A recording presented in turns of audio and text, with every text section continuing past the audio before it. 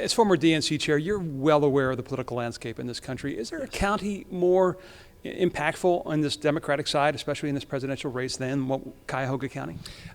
Certainly, look, Ohio is always going to be right at the top in terms of must-wins and places where always both sides feel like they can win. No Republican has ever been president without Ohio, so Republicans feel like this is our territory, and Democrats, we've shown a good ability to win races with Ohio, especially in 08 and 12. So this race is as fully joined in Ohio as in any other state. And so I'm here, the second time I've been here, I'm going to be back a lot, and I know Hillary will too.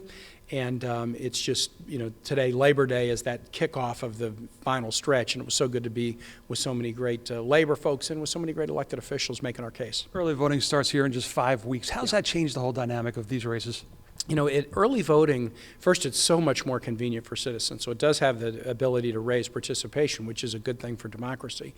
But it also really puts an advantage on the kind of grassroots campaigning, because early vote means you can do a lot of, kind of more persuasion. Have you turned out, or what can we do, to make sure that you do? You know who's voted and who hasn't, and so then you can start to communicate just with those who haven't. It really puts a premium on organization, and this is something that, as Democrats, we feel really good about.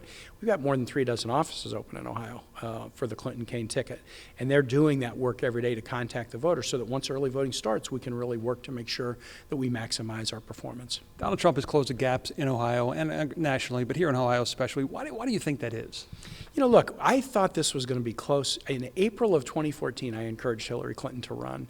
And I encouraged her to run, and I said, but I don't care what a poll says, you're the underdog till you're the winner, just because of a whole series of dynamics, including you're trying to do something that's never been done before. We are a politically divided nation, and no state sort of shows that more than Ohio in a lot of ways. So we've always assumed it would be close, and we've always assumed that we have to make our case every day. We're not going to stop making our case 2 days before the election. We're going to be making it right up to the election day, that Hillary's proposal, build an economy that works for all, be strong in the world through having a strong military and strong alliances, and having a community of respect and inclusion rather than division. These are the pillars of the campaign. We're stronger together, and that's the case we have to make. Trump's message on immigration and trade has resonated with blue-collar Democrats, union members, especially when he brings up NAFTA. There's going to be ads to that effect. And TPP, you supported it, and now you're both opposed to it. But how do you overcome that? Well, first on TPP, just real quick, I supported Fast Track Authority, TPA, to let the president negotiate the best deal. And I said, but once you do, then I'm going to look at the deal and decide if it meets my standard. Hillary and I are okay with trade deals if they meet the standards of increased jobs, increased wages, improved national security. TPP doesn't, so that's why we're not supporting it. Look, Donald Trump has gotten some traction, sure, but on this immigration issue, I think if the American public workers sit back and say, wait, how's deporting 16 million people going to help us? So that's his plan. We're going to build a wall. We're going to give tax cuts to the rich. We're going to deport 16 million people. Our plan is invest in manufacturing and infrastructure, skills from pre-K to post-grad and career and technical training, and a fair tax code that doesn't reward companies that ships jobs overseas. When people compare, I think they'll realize that deportation nation is no path to economic success, but making investments in our people is a path to economic success. On the Sunday shows, in talking about the email scandal, you mentioned the fact that this was born out of her desire to use one device. Yeah. The FBI said that there were 13 devices. Are you getting? Can I correct you? Sure. So she was only using one at a time. Okay. Over time, when one would wear out, then she would get a new one. But she was only using one at a time. And look, I know what it's like, and you probably do too. And maybe especially when you're 58 and you're not a tech-savvy 15-year-old, just having one device is kind of convenient. So she said, look, that was an initial decision I made. Turned out to be a mistake, and I've learned from it, and I've apologized for it, and I take responsibility for it.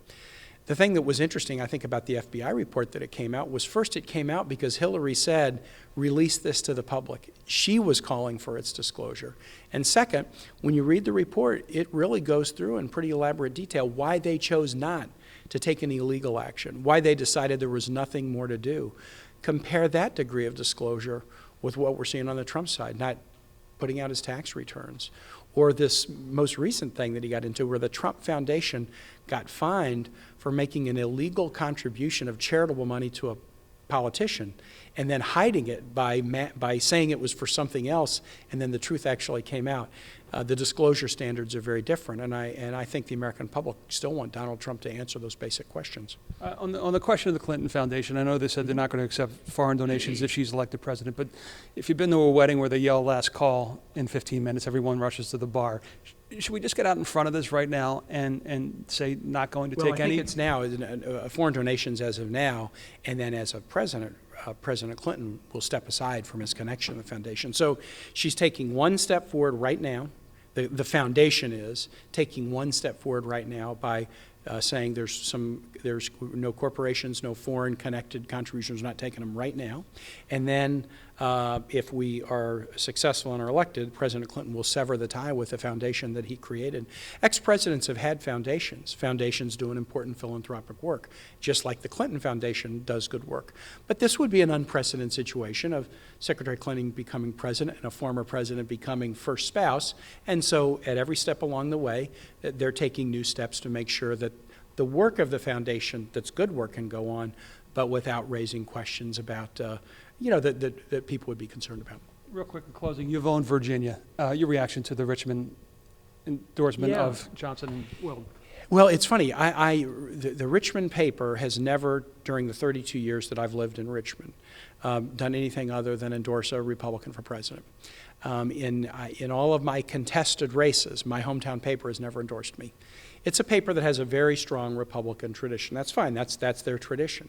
What's really notable in Virginia about this is their refusal to endorse Trump. No one thought that they were going to endorse a Clinton-Kaine ticket, even with a Virginian on it. They've not done that in 32 years. But it would have been the norm for them, as they have in all these elections, to endorse a Republican, and they chose not to. And the reason was pretty telling. They said that Donald Trump was an authoritarian who really shouldn't be president. And so that is what's been notable in Virginia, that they, for the first time in most people's memory, chose not to endorse a Republican presidential candidate. Senator, thank you for your time. Appreciate it. Absolutely.